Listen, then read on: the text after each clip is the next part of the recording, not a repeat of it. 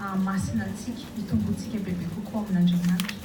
Ka raha toa zany tsika voizaka misy problème dia hitsoaka dia tsy ho masina mihitsy tsika zany satria tsy hianatra mihitsy. Dia inona nefa mialohan'ny fahamasinana hoe hitombona amin'ny fahamasinana izay dia miverina mihitsy aloha ny filazantsara ny famonjena an'ny baziny. Dia hitantsika hoe tsika rehetrarehetra samy mpanota avokoa ary satria tsika mpanota dia manota tsy mahafantatra koa ireo manota sady mila famonjena. Dia amin'ny mampanota antsika izay nefany dia noho ny fitiavan'i Jesosy Kristy antsika dia izy no tonga nanolotra ny ainy mitady antsika fa tsy tsika akory mitady anazy.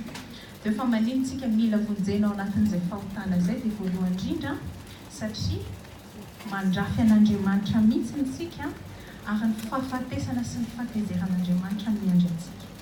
Ka rehefa tonga Jesosy Kristy hamonjy antsika tsy avy amintsika ilay izy, tsy misy avy amintsika na kely fa fahasoavana sy famondrapo avy amin'Andriamanitra ny safidinitsika no anisan'ny voavonjy dia nanino araka ny Efesiana 2:8 fahasoavana sy ny ao amin'ny Titos 3:7 dia tsy mpandrafy an'Andriamanitra intsontsika fa lasa zanaka. Avy amin'ny mpandrafy ianao lasa hoe zanak'Andriamanitra. Ary ihany koa natsony tsy hoe ho vonjena dia eo farany fa aika natsony no vonjeny ho velona ho azy, aneho ny fiainako ho anazy. Fa tsy mijanona fotsiny hoe faly hoe faly fa vonjeny Jesosy dia ianao izay tiako atao amin'izay azy zanako zanga zao avery-tsony. Vonjeny Jesosy ho velona ho anazy. Fa tidintsika hoe inona ilay fahotana dia hoe fanjikana ny lalàn'Andriamanitra. Izany hoe tsy izay tian'Andriamanitra ny atao teo aloha fa izay tiako. Ka mazava ho azy rehefa mivonjeny amin'izay azy zany dia ahoana amin'izay ny ataoko izay tian'Andriamanitra ny ataoko fa tsy izay tiako fa maty. Ka tsy misy olona efa mivonjen'Andriamanitra dia izay mbola tiany indray ny ataony fa tsy izay tian'Andriamanitra. Izay ilay izy. Ary hitantsika hoe ka hoe tanjon'Andriamanitra dia hoe ho velona aminy dia teo antsika no mijanona. Ilay Romanina 5:9-12 sy eo amin'ny Tesalonianina 1:4-7. Ka ny ahafahantsika manome voninahitra an'Andriamanitra zany ao amin'ny fiainantsika satria izay hoe mivonjentsika mba hanome voninahitra azy ho velona ho azy. Ka ny ahafahantsika manome voninahitra an'Andriamanitra ao amin'ny fiainantsika rehefa nivonjentsika dia mitombo amin'ny fahamasinana. Dia ondratsika mety hoe inona indray koa izany fahamasinana izany. Romanina 1:7, Efesiana 1:1-4, maromaro ny verset izay manamafy an'izay hoe tian'Andriamanitra tsika hitombo amin'izay fahamasinana izay. Ka rehefa nivonjeny Kristy isika dia natsony hoe olona masina. Ka ny toetrantsika zany izay nitsoin'Andriamanitra antsika dia tokony hifanaraka amin'izay. Fa tsy izay rehefa nivonjeny Jesosy dia hoe olona masina nefa ny kely fiainanao tsy masina mihitsy dia ohatrany tsy olona masina indray zany. Fa tokony mifanaraka amin'ilay antso sy ilay identité moa zany fiteny anazy. Ilay identité tokony mifanaraka amin'ilay activité. Izany hoe ilay fiantsonanao dia tokony mifanaraka amin'ilay zavatra ataonao. Ohatra hoe ny olona mandoko trano antsoina hoe mpandoko. Ny olona mitondra tômôbila atao hoe chauffeur. Dia ahoana amin'izay ny olona zanak'Andriamanitra antsoina hoe mpanota. Izay ve? Izay ilay izy. Tokony mifanaraka amin'izay zany izao amin'ny toetra seho antsika ilay identité vaovao antsika amin'ny Jesosy Kristy zanak'Andriamanitra zany izao dia ny zavatra ataoko dia tokony mifanaraka amin'izay toetran'Andriamanitra izay. Ao amin'ny Kolosianina 1:20-20 moa teny manazava an'izay. Petera 1:2-7 ihany koa. Ka mba hatanteraka an'izay fahamasinantsika izay nefany dia misy aloha manala tsikelikely ilay fahotana misy eo amin'ny fiainantsika. Satria tsika rehefa nivonjeny Jesosy, misy hoe olona vonjeny Jesosy androany raha misy tonga dia masina be. Ka izay ny ataontsika manala tsikelikely amin'izay ilay fahotana eo amin'ny fiainantsika ka mitombo amin'ny fitoviana tsikelikely amin'izay amin'ny Jesosy Kristy. Romanina 7:7 dia hoe satria izay fantany rahateo no notendreny koa hitovy endrika amin'ny zanany. Izay ilay fahamasinana. Miala tsikelikely ilay fahotana, manaisitra tsikelikely ilay fahotantsika isika mba hitovy hatrany amin'ny Jesosy Kristy satria Jesosy Kristy zanak'Andriamanitra amin'ny maha zanak'Andriamanitra antsika. Hébreu toko faharoa ambin'ny folo andiny voalohany. Aoka isika anesitra izay rehetra mitandresatra amintsika mba miota izay malaky mahazo atsika. Ka antsontsika hanahaka an'Andriamanitra satria zanak'Andriamanitra dia izay ny antony namonjeny atsika. Dia eo amin'ny Efesianina toko fahadimy andiny voalohany, koa amin'izany dia aoka hanahaka an'Andriamanitra ianareo tahaka ny zanaka malala. Dia ahoana raha nefany no ahafahantsika mitombo amin'izany fahamasinana izany raha tsy haitsika koa inona ilay fahotana ataontsika? Tsy afaka tsika. Ahoana raha hoe okey, ilay fahamasinana izany hanala ilay fahotako aho. Ka inona nefa ilay fahotako? Toa tsy haiko akory. Ahoana ny tomboako raha tsy fantatra akory ilay fahotana? Sady isika olombelona matetika tsy mahita ilay fahotana ataontsika mihitsy, fa ilay an'ny hafa kosa hitantsika foana. Ka vao maika sarotra amintsika hoe za reny andeha hanala ilay fahotako, za ngamba ho diso, za ange marina foana e. Zay mahatonga ndresy faly mifamaly foana satria za foana marina. Tsy hitako foana ilay diso. Dia zay izy matetika tsika ilay fahotana ataontsika tsy hitantsika fa ny an'ny hafa. Ka zay no mahatonga hoe ny tokantrano fitaovana iray ampiasain'Andriamanitra amin'izay hahamasina antsika. Satria inona ny ataon'Andriamanitra anivon'ilay tokantrano? Ilay vadinao io izay miara-mipetraka aminao, malala akaiky tsara ny fiainanao. Izy afaka mitenanao tsara, ianao ty izao indraindray ampahalemepana, indraindray ampahasorerana sy ampahazezerana, fa fantatrao tsara mihitsy ilay fahotana ataonao rehefa teneny. Na ahoana koa ny ahafahan'Andriamanitra mampiasa an'ilay tokantrano? Na ilay vadinao ilay toetra ratsy ataony iny mihitsiny, manosika anao koa aneo an'ilay toetra ratsy be ao aminao. Dia izay no mahatonga hoe rehefa sarotra anivon'ny tokantrano, tsy hitsoaka satria ampiasain'Andriamanitra mantaraka hoe inaby ilay fahotako. Ary natsoina hanala an'izany fahotako izany hitombo amin'ny fahamasinana, hanahaka an'i Jesosy Kristy satria zanany ary natsoiny hanahaka azy. Ka ilay voalohany hoe ampiasain'Andriamanitra ny vadinao ilaza aminao mivantana. Rehefa misy ny tsy mety ataonao dia miteny sy mitsotra anao marina ilay vady. Indraindray izy amin'ny teny malefaka rehefa mba falifaly iny izy ohatra. Fa indraindray rehefa hita fa fahotana ataonao matetika, sositra izy na ampatezerana. Dia inona ny zava-mitranga? Matetika moa rehefa misy ny ady eo amin'ilay vady, fantatrao satria za manambady. Dia eo ilay lehilahy ilay sorena amin'izay dia ilay miteny hoe avoaka an'io daholo izany ilay toetra rehetra ilay tsy mety ataonao hoe ianao ty tena leo mihitsy tsy mety maneno diso mihitsy, tsy mety inona aby ilay fahotana ataontsika, tsy mety mankasitraka, tsy mety faly mihitsy, tsy mba mikarakara, tsy mba miteny marina sy ny sisa izay mety rehetra fahotana tena mety ataontsika eo. Inona ny ataontsika? Indrisy anefa. Eo tsika vehivavy, au lieu de hoe mijery an'izay, inona ny ataontsika? Kenao koa raha zao. Ka io tsika vehivavy mahita koa hoe tsy hoe mipetraka dia mandinika an'ilay tenen'ilay lehilahy miaiko tokoa hoe za tokoa moa izany marina tokoa moa izany. Fa inona ny ataontsika mifaninana amin'ny fiteny ka ianao koa zao. Dia indrisy fa lasa inona izy?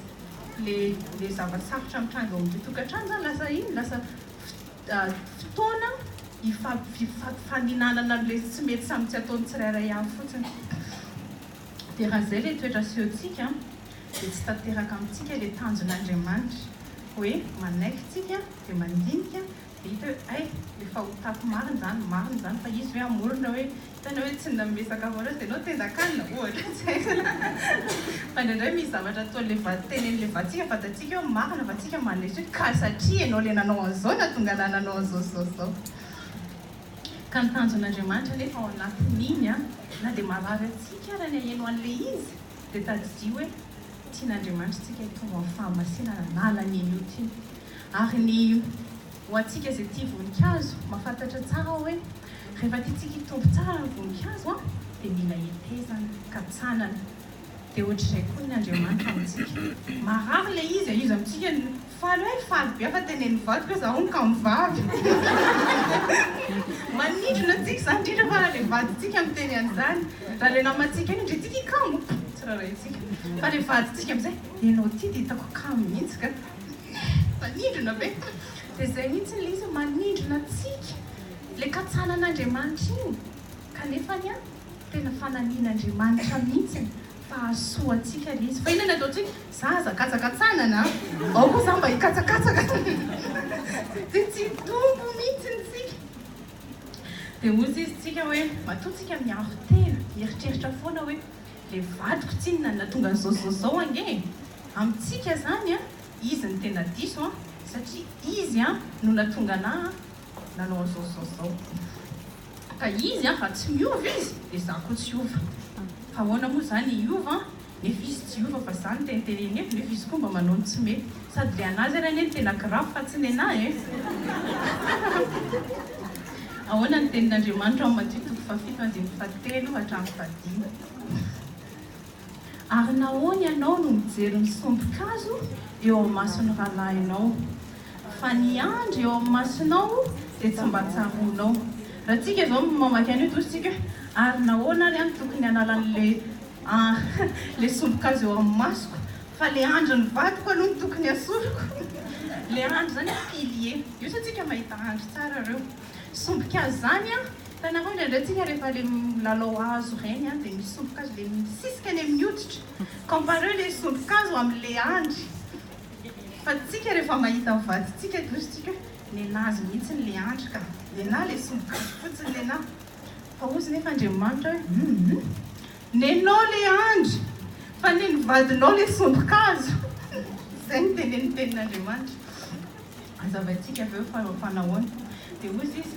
ripia tsara velantsika esory aloha ny andro eo amin'ny masonao ary amin'izay vao hitanao tsara ny anesoranao ny sombin-kazo eo amin'ny mason'ny rahalahinao mananatra antsika eto Andriamanitra fa efa miady hevitra amin'ny vaditsika zany sy le mifaninana maneho an'le hoe izao koa ny ianao dia za koa izao dia tadidio tsara ka tsy miaikintsika amin'le fahotana ataontsika dia ny tsika ny andro satria nahoana efa asehon'Andriamanitra amintsika zao le tsy mety ataontsika fa mandatsika ny anaiky ny fahotana ataontsika dia iny tena mbola ngeza amin'Andriamanitra satria efa zanako ianao efa mbola mandrafy anany any ka noho izany dia tsy faneketsika n'le fisiany fahotana eo amin'ny fiainantsika dia ngeza lavitra noho le fahotana izay verintsika fa ataon'ny vaditsika dia manomboka izao zany rehefa iny tsika tenitenen'le vaditsika amin'izay dia ahoana nena le andro anenazy le sombin-kazo asoroko aloha ny androko dia izay vao hanala ny sombin-kazo dia ahoana Andriamanitra sy miteny hoe dia aza sorona mihitsy nenazy a zay fa ahoana nenao aloha satria rehefa hita ny vadinao tokoa ianao manaiky mangina rehefa teneniny tsy mety ataonao ampiasa saina anazy iny satria hitany ay tsy maintsy hitondra fiovana aminazy iny fa raha eo foana tsika teny ka ianao tsina zaozao ka raisy ohatra nge ohatra zao le vady miteny hoe ary ianao dia tsy nisasanao kory le bakirariko iny nefa fantatrao fa za no baolina rapitso dia tsy nisasanao dia ozy izy nao ka ianao efa teneniko foana hoe ataovany amin'ny lamba maloto le bakiraro fa ataonao foana ambany fandriana ka rehefa tsy ataonao any ambany fandriana any amin'ny lamba maloto dia za tsy hanasan'iny mihitsy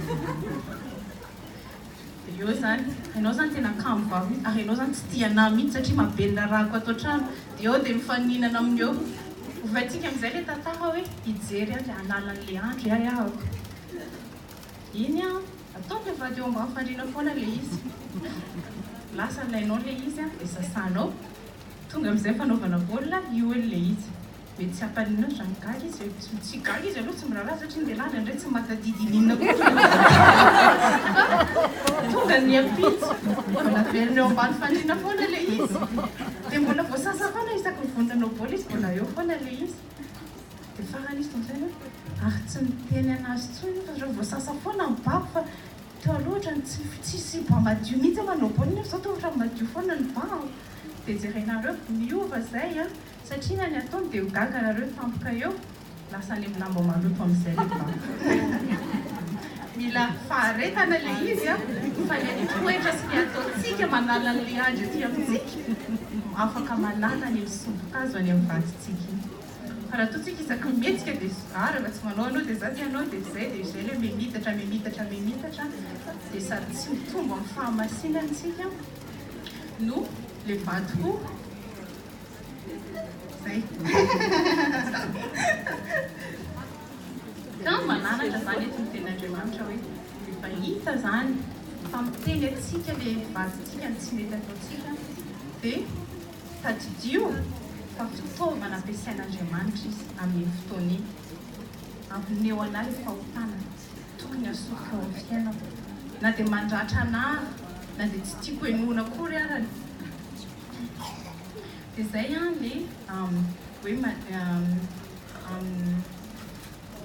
dia le faharoa zay le hoe fitaovana ampiasain'Andriamanitra izy amin'ny fomba fiteny na ny hoe miteny aminao izy na amin'ny fomba ahoana mety masika na mety malefa fa tadidio fa rehefa marenao dia misy tsy mety hovaina tokoa zany ao faharoa indray dia indraindray le toetra aseho amin'ny vadinao ao anivon'ny tokantrano le toetra masositra iny mihitsiny dia ohatra raisitsika any raha le bato eo masositra efa tenenina foana hoe ataovy any amin'ny fampitsiana lamba mbola tsy manao fa ataony ao foana nefa sady izy from dia mamofona dia iny le toetra masositra iny dia inona ny zava-mitranga iny toetra aseho an'ilay vady eo tokantrano iny mamoaka an'ilay toetra ratsy atao anaty satria ahoana ny atao tesitra sorena tsy azo tenenina mihitsy ianao tika efa hipira ny tenanao dia mikitakita eraky ny trano sorena eraky ny trano aika atsika ke olona mora tezitra aika atsika olona masiky fa tsika erombantsika ny tenantsika dia zao ndray tenantsika amin'ilay vadintsika enao mihitsy ny lasa napasiky anahy za zao tamin'izaho mbola tsy nanambady anao tsara fa nabe mihitsy amin'ny vala rehetra zao tena lasa masika mihitsy amin'ny toetra ataonao dia mieritreritsika fa le vadintsika zany kay napasika antsika sy nampatonga antsika tsy manam-paharetana sorena sy tezitra ahoana indray izy ny tenin'Andriamanitra amin'ny Luka 9:5-7 ny olona tsara fanahy dia maninona mamoaka ny tsara avy amin'ny rakitra tsara ny fony ary ny ratsy fanahy kosa mamoaka ny ratsy fa ahoana izy abeany ao am-po no hitenenany vavany ka zay tsara ny fonao teny tsara ny tavavoaka amin'ny vavanao sy ny fihetsika sehinao aty ivelany fa raha ratsy ny fonao ninona circonstance manodidina eo dia arakarak'izay koa ny avoakanao ka tsika zany zao tontolo izao koa moa mampianatra an'izany atsika tsy tsika zany diso fa le manodidina atsika tenin'Andriamanitra miteny enao mihitsy ny diso enao no efa feno ratsy ao am-ponao ao fa saingy izao tsy nisy sehatra fotsiny nafahanao namoaka ny faharatsiana atao anatinao iny satria ahoana tamin'enao mbola tsy nanambady fa enao rery ka moa misy manisy bakiraro même from ambony fandrinina tokony atezitra anao tsy misy an'ireny zavatra ratsy zavatra reny fa ahoana amin'izay no tonga amin'izay le vady sy le fiainatokantrano nampiseho hoe iny zany fitaovana ampiasain'Andriamanitra fotsiny hanosika le faharatsiana atao anatintsika ka ampiasain'Andriamanitra mihitsy ny zavatra sarotra mandalo amin'ny fiainantsika ahitantsika ankaiza za tia mila olo betsaka ny fahotany ao amin'ny fiainako mila asorina satria zanak'Andriamanitra aho ary tiany ho masina sy hanahaka azy ka raha tsy nomen'Andriamanitra vady masositra tsy nahita hoe za tika olona kizitina sorena sy masika sy tezitra lavo ka tokony asoroko izany fahatezerany fahasiahany fahosoloana fahalemem-panahy sy fitiavana izay manko ny an'Andriamanitra hoe esory fa soloy satria efa olom-baovao tsika manahaka ny Kristy Kolosianina moa 3:7 manontolo dia miteny hoe esory ny fahavinirany esory ny fahatezerany fa soloy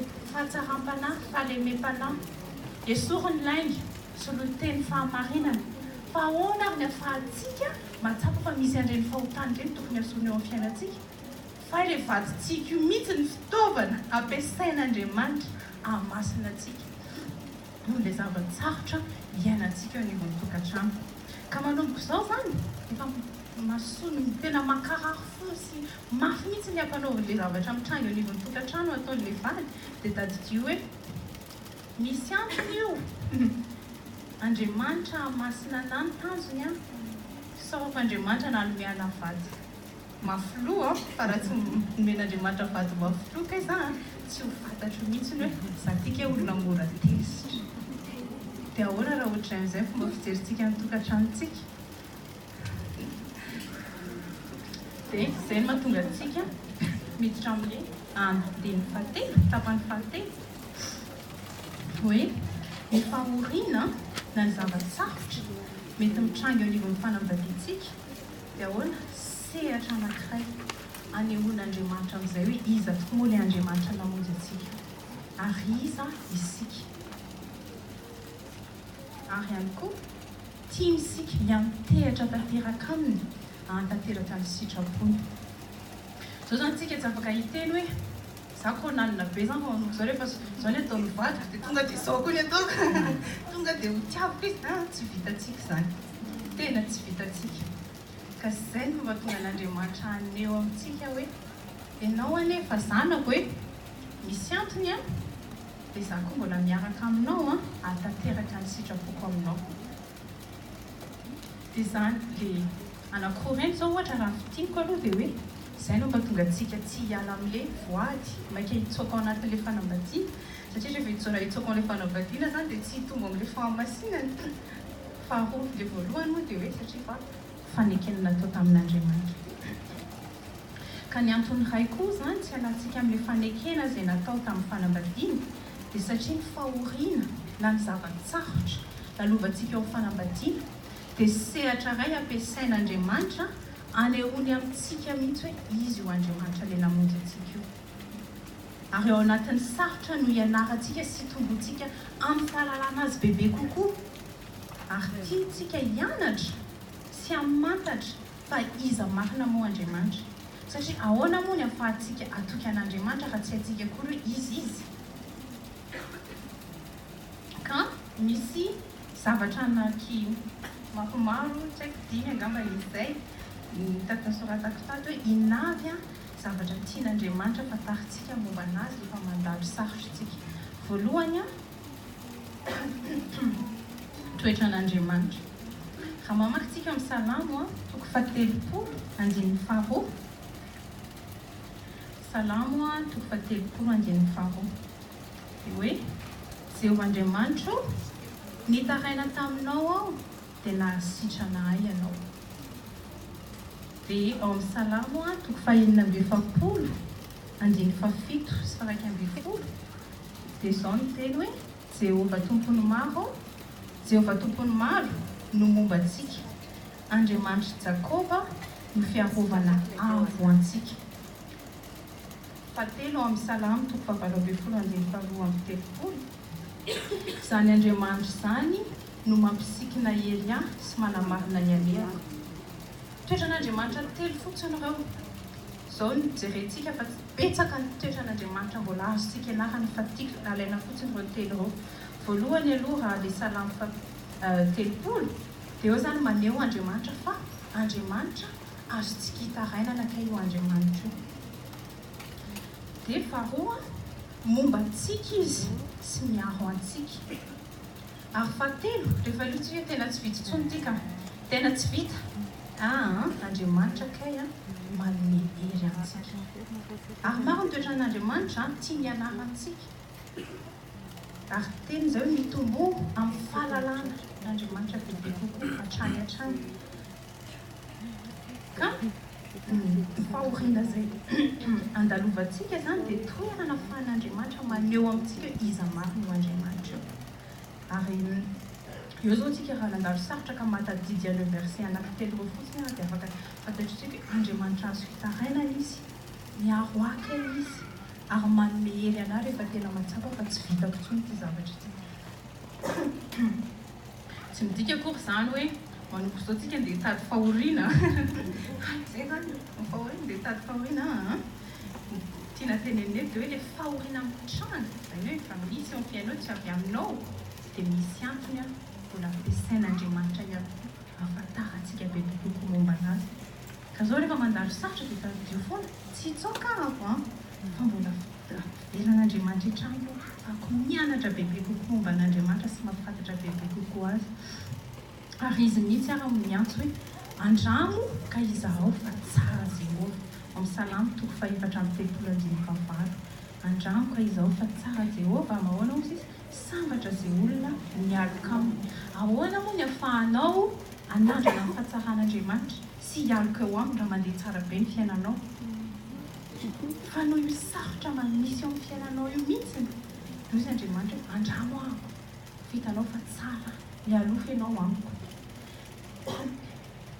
Dia ay ilay ratsy heverintsika amin'ny zava-doza, ay vao maika hitantsika mamy satria hitantsika ny fahatsaran'Andriamanitra. Faharoa, inona koa ny afaka hianarantsika ao anatin'ny zavatsarotra lalovantsika? Voalohany aloha hoe hitantsika ny toetran'Andriamanitra, fa ny faharoa koa hianarantsika ny tenin'Andriamanitra. Hianarantsika ny tenin'Andriamanitra. Ao amin'ny Salamo 7:7-9 dia hoe sady tsara ianao mpanao tsara, ampianaro any didinao. Afaka miteny an'io foana ve tsika na mandalo sarotra? Tsara ianao Andriamanitra fa jerena ilay vadiko e. Zay nefa ny tenen'i Davida. Tsara ianao sady mpanao tsara. Satria Davida tsy niteny hoe tsara tsy indraindray ianao Andriamanitra, mpanao tsara tsy indraindray ianao Andriamanitra. Na dia mandalo sarotra na dia mbola nahita ny fahatsaran'Andriamanitra foana Davida. Dia izay no tian'Andriamanitra koa ahita an'izay fahatsaran'Andriamanitra izay tsika.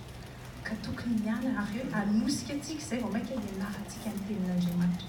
Satria ao anatin'ny tenin'Andriamanitra no ahitantsika ihany koa maha-Andriamanitra an'Andriamanitra. Dia ao amin'ny Salamo, ao amin'ny 119 ihany dia jerenareo ny verset 71, andiny faha 1:70. Ahoana hozy izy? Soa ihany ao nampahoriana. Soa ve zany ampahoriana zany? Efa izay ny tenen'i Davida. Soa ihany ao nampahoriana. Fa manino izy miteny hoe soa ilay fampahoriana? Satria vokatra izay fahoriana izay teo amin'ny fiainana. Lasa vao maina karoka ny tenin'Andriamanitra, mitombo amin'ny fahalalàn'Andriamanitra.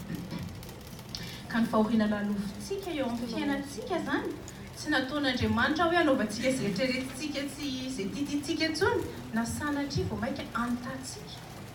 Satria matetika tsika rehefa anaovana tokantrano dia tena efa mafy.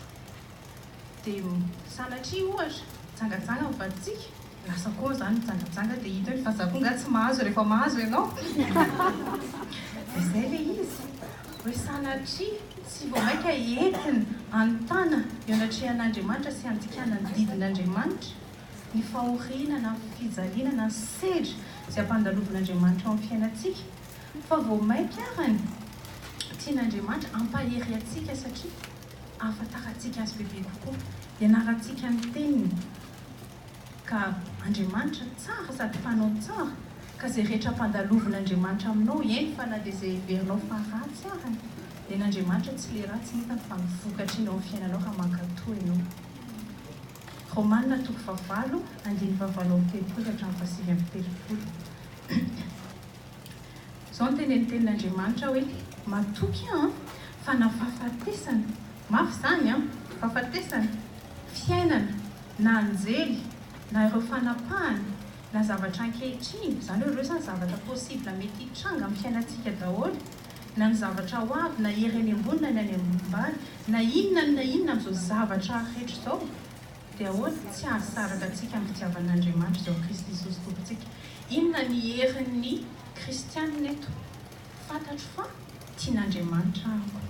Ahoana ny ahafantarako fa tiany aho? Satria tamin'izaho mbola tsy nitady anazy dia efa safidiany aho vonjeny. Tiany ahako. Ka ahoana izao zavatsarotra alefany amin'ny fiainako izao ve zany? Tsy afaka atoko tsika tia anahy Andriamanitra ary mbola fitiavany anahy hampandaloviny anahy izao sarotra izao, satria nahoana? Araka ny hitantsika teo, tsy mijanona eo amin'ilay zavatra sarotra Andriamanitra fa mivokatra iny eo amin'ny fiainantsika. Ka rehefa mandalo zavatsarotra tsika dia tiako koa izay ny fomba fijerintsika. Tian'Andriamanitra tsika, tsy avy amintsika ny navonjy antsika fa famondrapon'Andriamanitra. Ka raha novonjeny ahako, tsy novonjeny fotsiny aho ho voavonjy, fa novonjeny aho ho velona ho azy, hanome voninahitra azy, hanala ny fahotany ao amin'ny fiainako. Ka ity sarotra izay veloko fa ratsy ity dia fitaovana eo am-pelantanan'Andriamanitra, satria Andriamanitra tsara izy sady mpanao tsara, ary izy vokany hamoka tsoa eo amin'ny fiainako ity. Fa inona ny ataoko?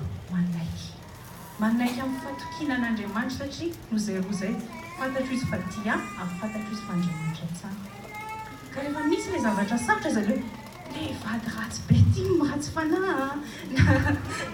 na tsy haiko hoe inona aby zany tsy fantatro intsony fa ndraindray le zavatra sarotra be ny hitantsika amin'ny masontsika fa izy Andriamanitra aza-variana mijery an'io fa inona le antony ao ambadika.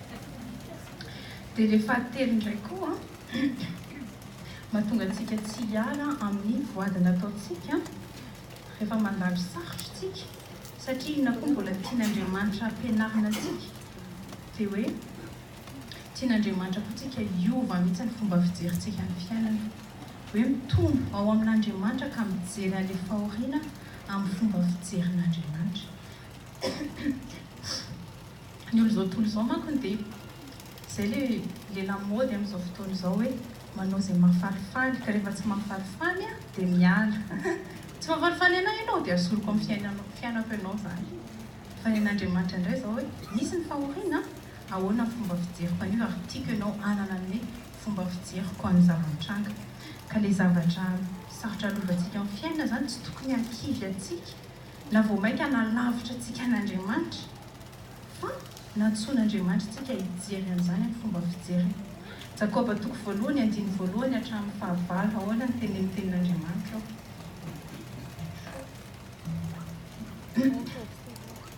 Ry rahalahy, ataovy fifaliana avokoa raha hiara mifankam-panahy samihafa ianareo. Ahoana hozy izy?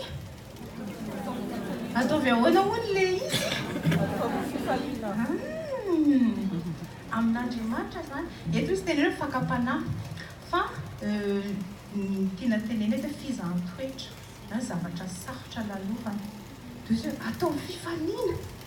Izy amintsika tena falia fa le tsy haiko misy zavatra sarotra mandalo amin'ny fiainantsika fa hozy nefa Andriamanitra ry rahalahy ataovy fifaliana avokoa raha hiara mifankam-panahy samihafa ianareo dia efa maninona nefany tsy hoe le zavatra sarotra iainana no mahafaly.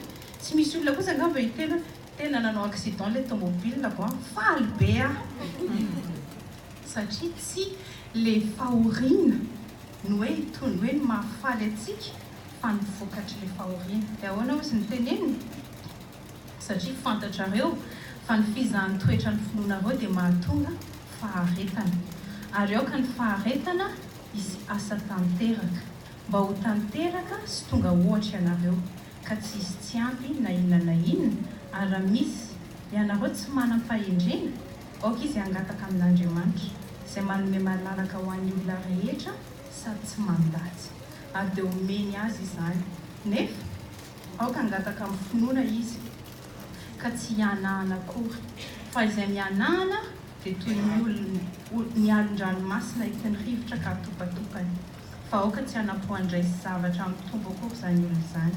Olona mirosaina izy miovaova amin'ny alehany rehetra. Eto zao dia neny hoe raiso fifaliana raha mandalo sarotra satria ahoana le ao anatin'ilay sarotra iny tsy hoe fotsiny hoe manala ny fahotanao le sarotra tian'Andriamanitra hanala ny fahotanao fa tiany koa ianao hitombo amin'ny famatoranao aminy.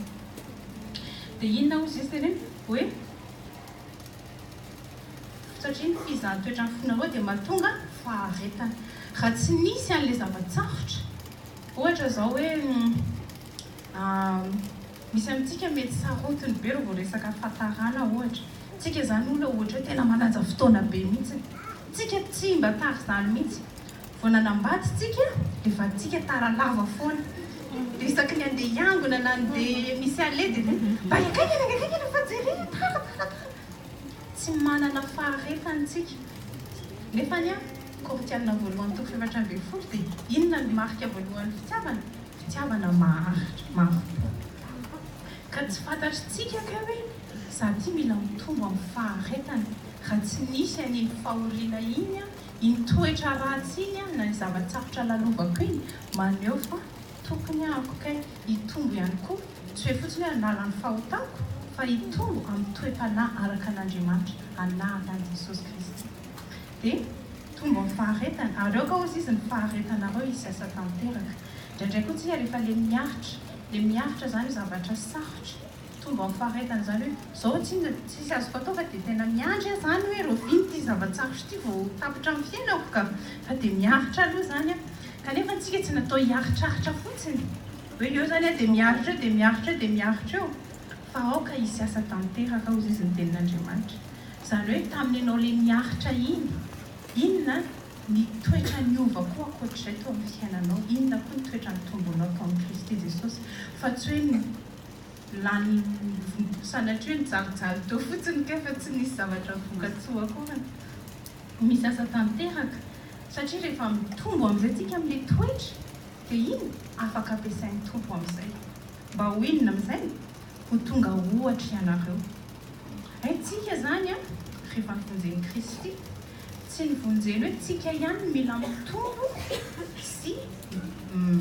manana an'izay fahotana hoe mitombo amin'ny fahamasinana sy mitombo amin'ny toe-mpanaraka an'Andriamanitra izay fa tsika koa fitaovana ampiasain'Andriamanitra ampitombo ny hafa ka rehefa tsy mitombo tsika dia kaiky tsy afaka ampitombo ny hafa ihany koa izay ilay planin'Andriamanitra amin'io fiangonana tsika dia izay rehetra nivonjen'i Kristy dia tena iray natao ifampitombo hiaraka ifanohana ka tsy afaka zany hoe zasy Jesosy irery ihany ka dia ataoko izay ampitombo anahy dia ataoko izay hamasina anahy fa eto mazava ny tenin'Andriamanitra fitaovana tian'Andriamanitra ampiasaina koa ianao ho tonga ohatra ho an'ilay namanao ary izy ilay namana akaiky indrindra ho an'ilay vadinao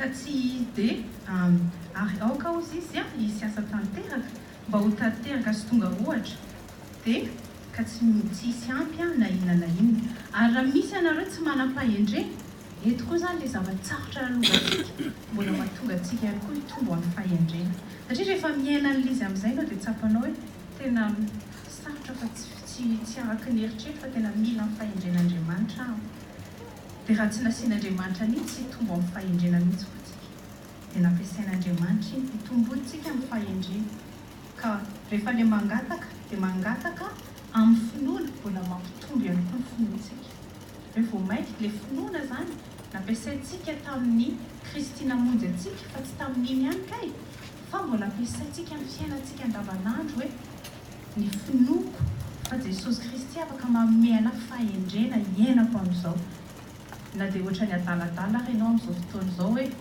efa hita zao ilay ataon'ilay vady dia mbola miaritra ihany izay fijery izao tontolo izao ngeny fa ianao manana an'Andriamanitra dia fantatrao fa io ny sitrapon'Andriamanitra tian'Andriamanitra hitombo amin'ny toe-mpanaraka anazy dia asehoko izay finoako an'Andriamanitra ihany angataka amin'ny fahendrena miaro fantatro fa afaka manome fahendrena izy miainako ohatra sy hisy asa tanteraka ty fahoriana andalovako ity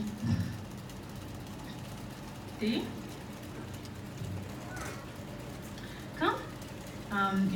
rehefa izay no fomba fijerintsika n'lay zavatra sarotra eo amin'ny fiainantsika dia azontsika amin'izay ilay tiana tenena amin'ny Romanina toko fahavalo andiny fahavalo amby roapolo hatramin'ny fahatelo amby hoe fantatsika fa ahoana hozy izy zavatra rehetra dia miara-miasa azy soa tiatsika io verset io tsika rehetrarehetra angamba mahay anazy daholo ary fa inona marina nefa ny tena dikany zavatra rehetra miara-miasa azy soa ny tsika indray ilay zavatra tsara ihany mantsy fa ilay zavatra sarotra sy marary io mihitsy miara-miasa azy soa io anizy izay tian'Andriamanitra dia izay vao antso araka ny fikasany rahateo satria izay fatany rahateo notendreny mba ninona hitovy endrika amin'ny zanany mba ho lamatoa amin'ny rahalamaro izy ary tsy notendreny ary izay notendreny nantsony koa ary izay nantsony no amarininy ary izay no amarininy nomeny voninahitra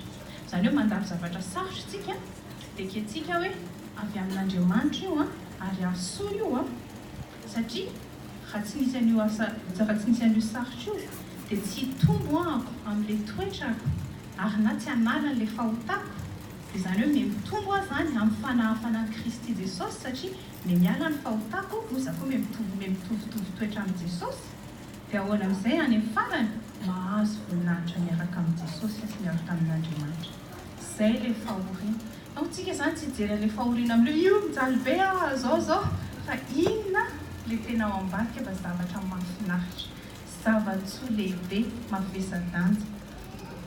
Dia antony manaraka ihany koa hoe inona koa ny ampandalovon'Andriamanitra antsika n'ilay fahoaka iny. Voalohany matarantsika ny toetran'Andriamanitra, ianarantsika ny didin'Andriamanitra, dia hitombontsika ihany koa amin'ny fahalalantsika an'Andriamanitra. Dia rehefa avy eo indray ny manaraka fa efa lany sady indray ny fotoana sady sao dia very. Les slides.